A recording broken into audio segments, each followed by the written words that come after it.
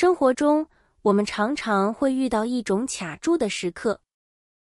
你可能正在写一篇文章，写到一半，思路突然中断，不知道下一句该怎么继续；也可能是在处理一个麻烦的问题，反复思考，却始终找不到合适的办法。那种感觉就像脑子被什么堵住了一样，明明在运转，却始终转不出来结果。可是，有时候转机来得很突然。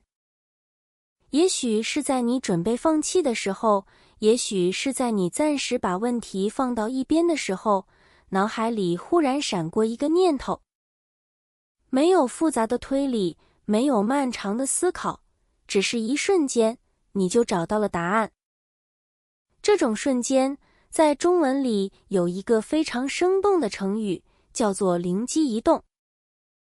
灵机可以理解为一种灵活而敏锐的思维状态，是大脑最活跃、最有反应力的那一部分，而一动强调的是那个关键的瞬间。不是慢慢想出来的，而是突然出现的。所以，灵机一动描述的不是努力的过程，而是灵感出现的那一刻。这种情况往往发生在没有时间仔细思考的时候。比如，你在台上讲话，突然忘了原本准备好的内容，就在一瞬间，你想到一个新的说法，不仅化解了尴尬，反而让气氛变得更自然。又比如，在紧急情况下，你迅速想到一个简单却有效的办法，问题也因此得到解决。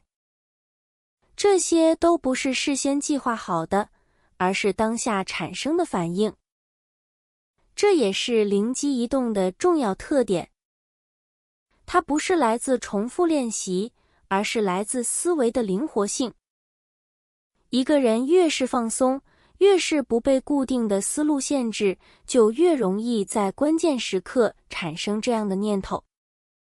有时候，我们以为解决问题只能依靠长时间的努力，但其实很多关键的突破恰恰来自那一瞬间的变化。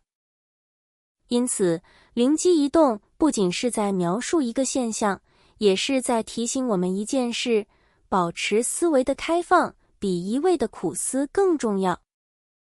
当你下一次遇到难题，不妨先停一停。也许就在你放松的那一刻，一个新的想法会突然出现。